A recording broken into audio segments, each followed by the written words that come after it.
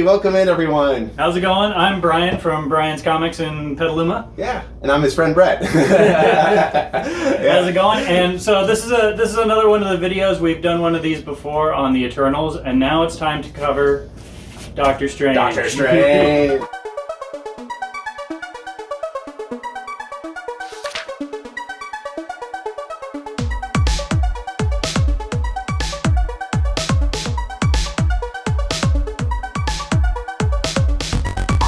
He was one of the bigger Ditko characters that he created, other than Spider-Man. Yeah, exactly. So let's start at the beginning and tell you the facts that Doctor Strange first appeared in Strange Tales, issue number 110 from dated July 1963. He was a backup story to the Human Torch, that I believe was the other story in there. That's right, yeah. And he was the master of the mystical arts. He was basically kind of like capitalizing on black magic and all of the occult, yeah, the evil stuff, because he's a good guy. And he appeared in a few issues and then disappeared into the background. But people loved him so much that they kept writing in and they're like, we want more Doctor Strange. So it wasn't until issue 114 of Strange Tales where they actually did his origin. So usually you have the character, you have the origin story right up front. Well, I think he was just kind of, I don't want to say a throwaway character, but it's like, let's just have a character named Doctor Strange in Strange Tales, and he'll just be magic, and that'll be it. Yeah. Which, also, by the way, funny thing about Doctor Strange, I had read that Stan Lee had mentioned that his original name was going to be Mr. Strange. Mr. Strange. But since they already had Mr. Fantastic, they decided to promote him to Doctor. So. It's so funny because you can call the other guy Dr. Fantastic and they both would have worked. Yeah, exactly. I think everyone in the Marvel Universe has a PhD. Like so many doctors and pretty much. Yeah, so anyone could get that title. One of the fun things about the early Steve Ditko era of Doctor Strange is his very, very unique appearance. Like, he doesn't look like a typical hero. He almost looks like he could be a villain.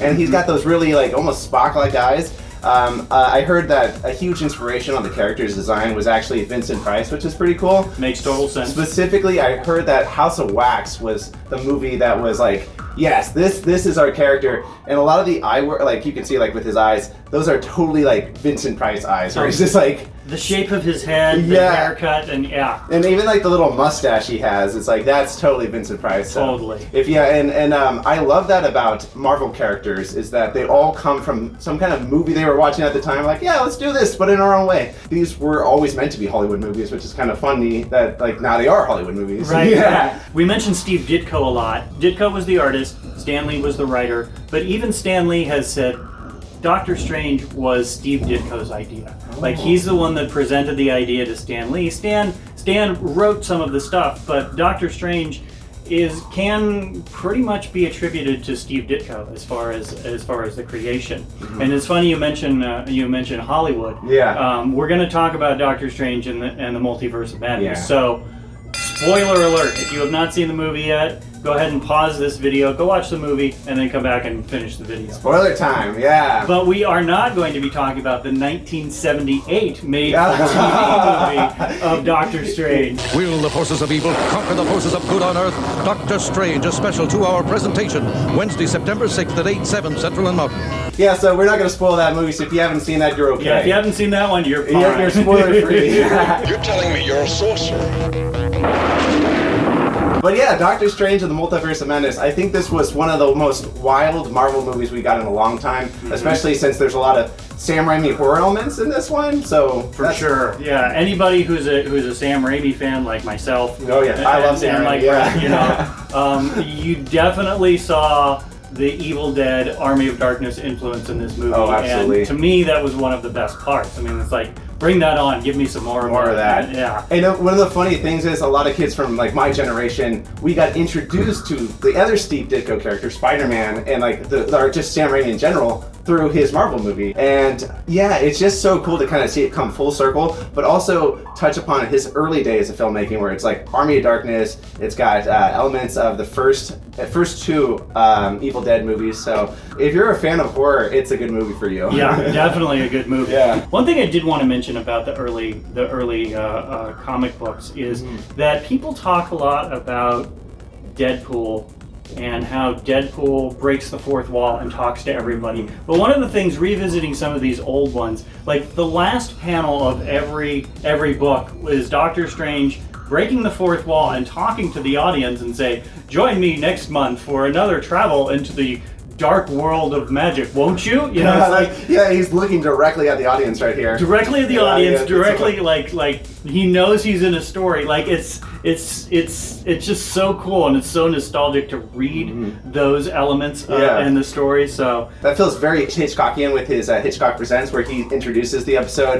It's almost like he's the narrator, or Tales from the Crypt, like that kind of like you have like someone guiding you through this weird fantasy, and Doctor Strange himself is the one doing that, which is really funny. Yeah, and even taking it one step further into the Hollywood connection, the early Marvel cartoons like the Fantastic Four or the X-Men or the Amazing Spider-Man, those were narrated by Stan Lee. Oh, so you're like right, yeah. even those had the like, "Hey, true believer," you know, elements of the introduction, kind of like the little boxes in the comic book that, you know, meanwhile back at the not Hall of Justice, this is Marvel. Yeah, yeah. About the Baxter Building. Yeah. Meanwhile, at the Daily Bugle, Yes, switching over like that. But with Stan Lee, it's always a lot more wordy than just that. He would be like, "The lair of the most brilliant man in all of the world, Mr. Fantastic." Yeah, it's never just one sentence. It's always a paragraph. There's always using a thesaurus. Yeah, I love it. Yeah. You know, I think that they handled the multiverse well, even though I feel like they could have dove deeper into the multiverse and kind of like shown. There was one scene where you see them like traveling through many dimensions all at once.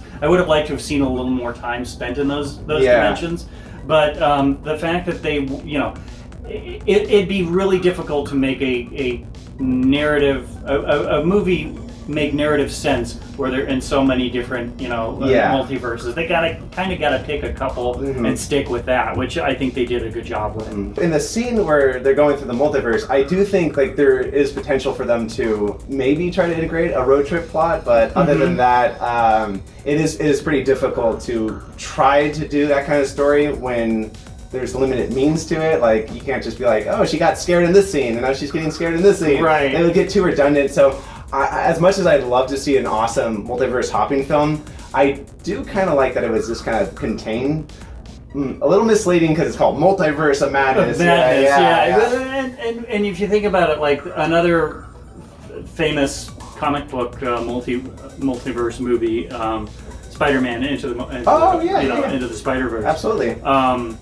In that one you had characters from different universes coming into one, and you could tell what universe they were from because he was from the noir universe, she was from the anime universe, and so you have that idea. Whereas this is them going through the different multiverses. It's hard to do characters like that. Yeah, they changed with the multiverse, which is interesting. Like when they went to the paint universe, he was like made out of paint. So that's weird. So I wonder what caused that to happen. There was one thing I thought could work for this type of story, and I was thinking Monsters Inc. A really great movie. Remember the end of the movie where they're in the doors? Oh yeah. They had some kind of like spell or something where a bunch of wormholes or holes entered. And they're just going through different universes. Chasing someone, yeah. They also did a Futurama episode too where they made a bunch of multiverse boxes. That's right. Yeah, did you see that one? And then so they're chasing the Zoidbergs to the other multiverses. And so I was praying a little bit for a scene like that at one point in the movie because I think that would have been a nice way. Maybe it's just better to keep the movie focused for what the story is trying to be. Right. About. Yeah. Right.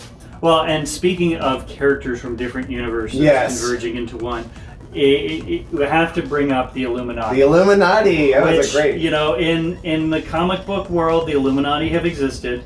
It was in the comic books originally. It was Mr. Fantastic, Doctor Strange, Namor, Black Bolt, Iron Man, and Professor X. Yeah. An all-boys club. Yeah. Because, it's still comics, and at the time, still male-driven industry. Yeah. So I'm glad that in the movie they changed it up and they added a more more female characters into it. I think that's true. I think the characters they chose were really smart. I thought like characters we have already seen.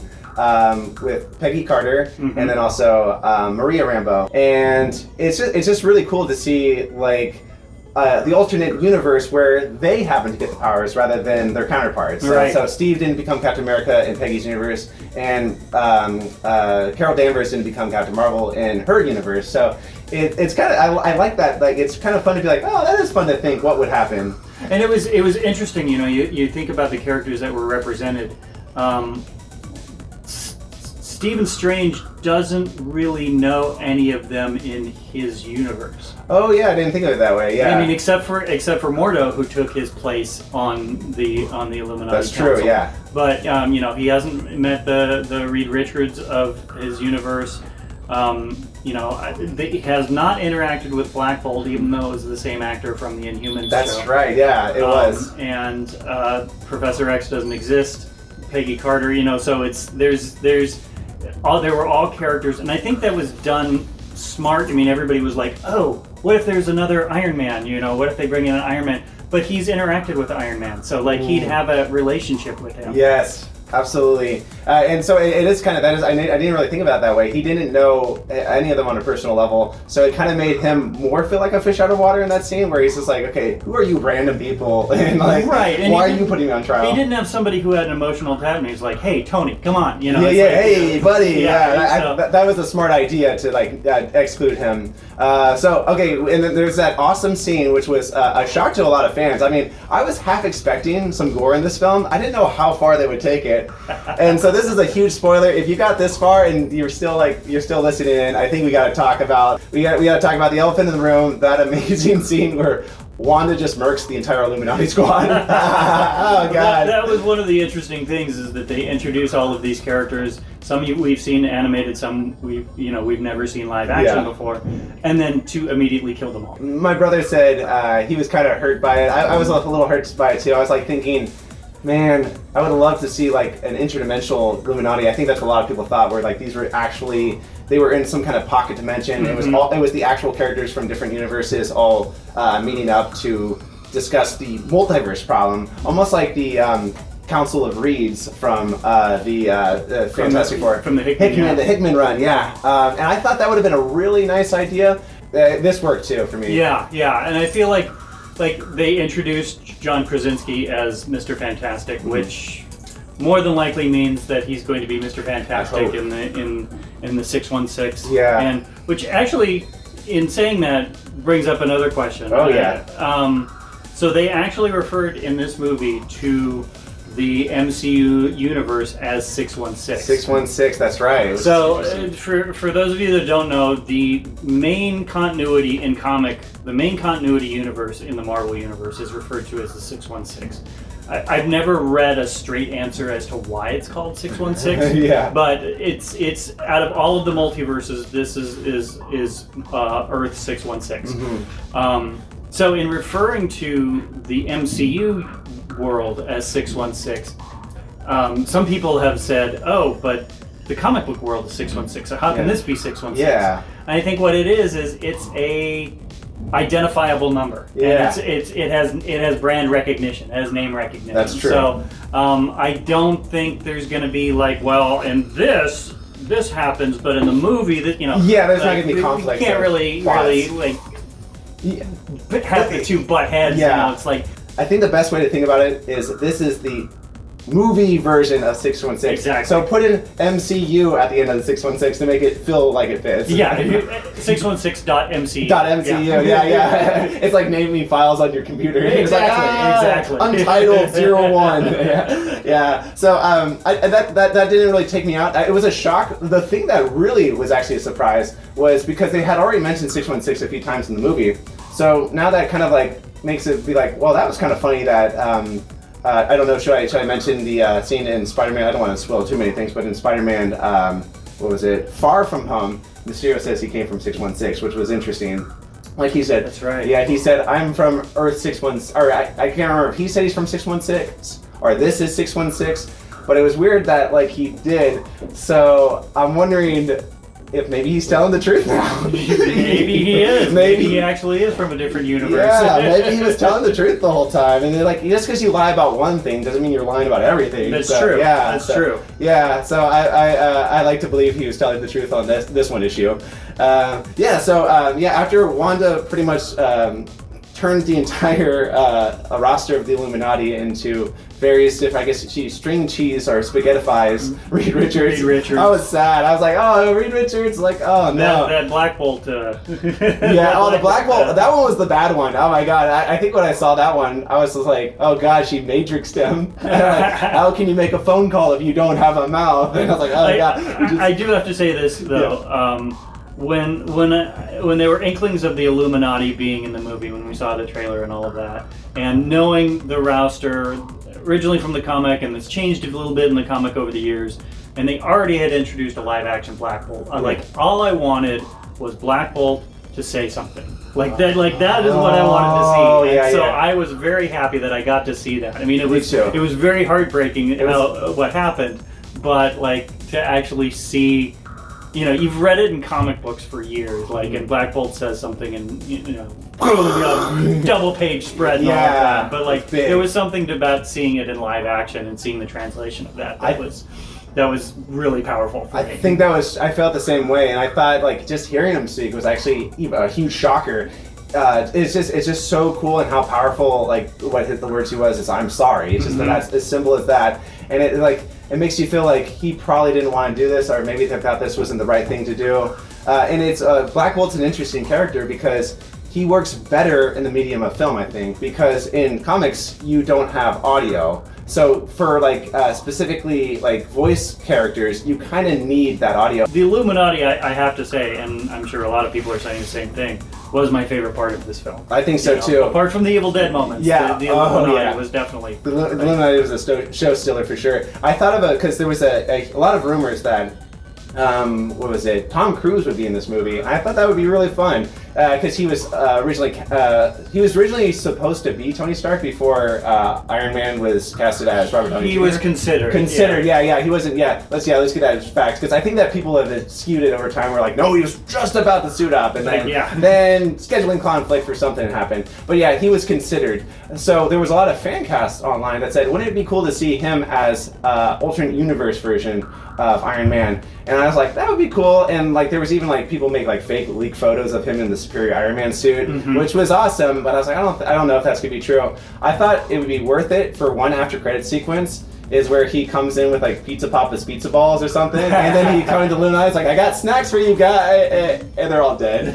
You're just like, uh-oh. Speaking of Pizza balls, Bruce Campbell. Bruce Campbell, It's not a Sam Raimi film unless Bruce Campbell is in it. We were all waiting for that cameo, and I think it was kind of a sigh of relief when he finally appeared because we're like, okay, we're not looking through the background as hard. It's one of the boxes you can check off. My buddy mentioned that. He said he was frantically looking, where is Bruce Campbell? And then when he saw him, he's like, thank God we're done. Yeah. And it's true. I was looking for his car, the Delta 88, and I actually seen it the first time. I didn't see it, and so I missed that one. But I guess it's in there. It's in there somewhere. I think it was in the Collision universe. So when the universes are colliding, I think it's one of the random pieces of garbage just floating around. Yeah. Not to insult the car. Anyone who drives that car.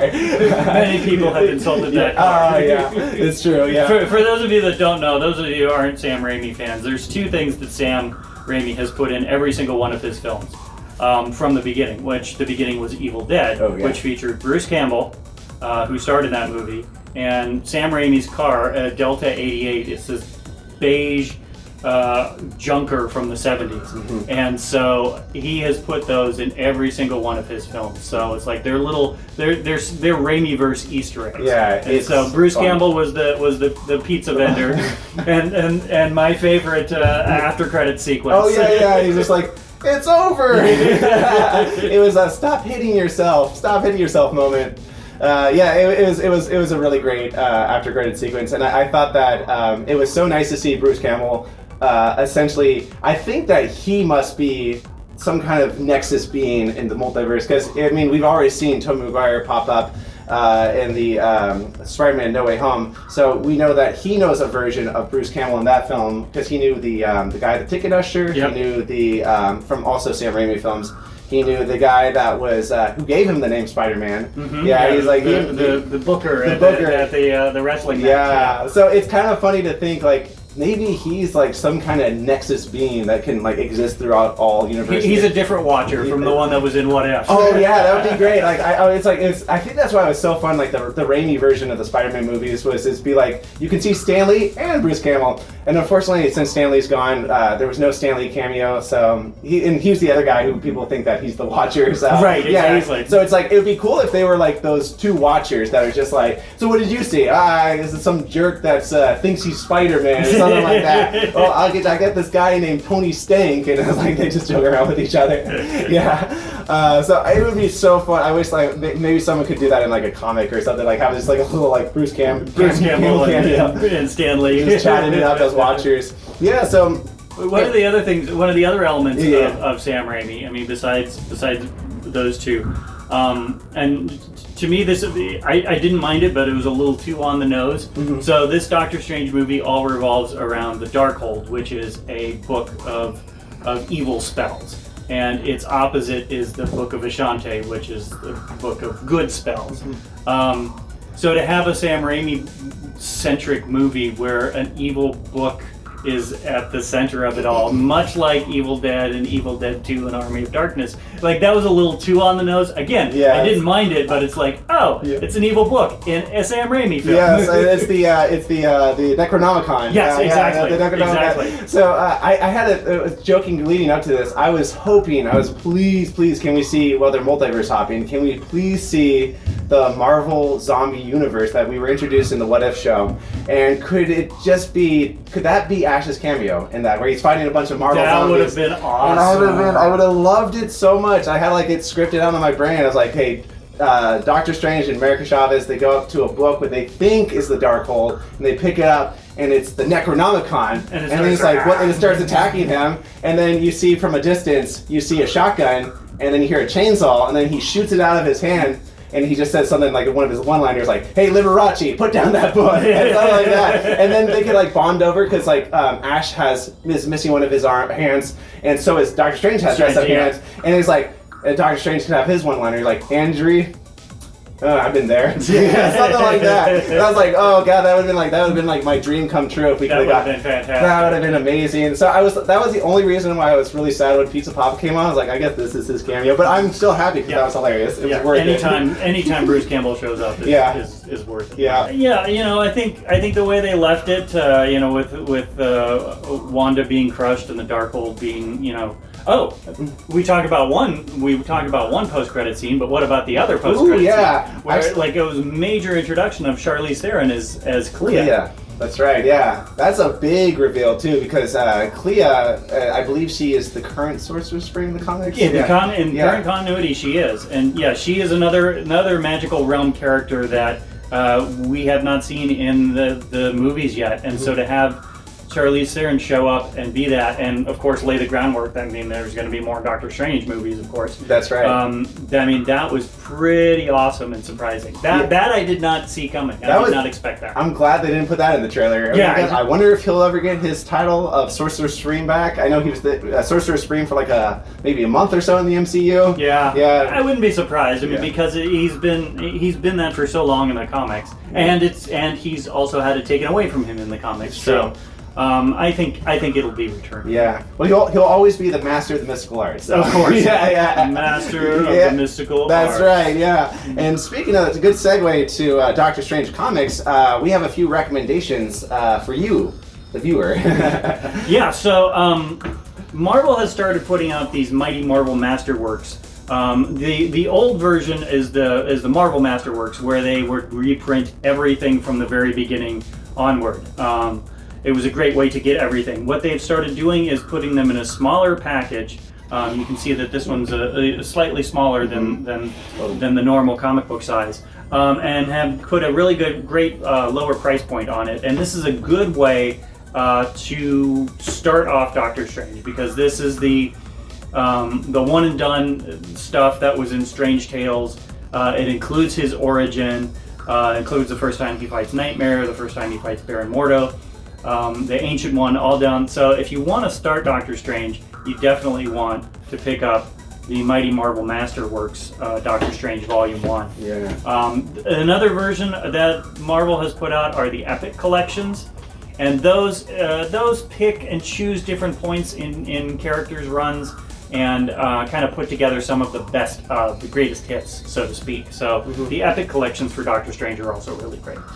All right, thanks everyone for watching. Yeah, thanks for tuning in, and we hope you enjoyed the video and enjoyed the movie. Yeah, hope to see you around here. And yeah, if you want any of these comics, you got them at Brian's Comics. So come on down. That's Come on the place. down. Yeah. We'll see you later, guys. Thanks for watching. Bye.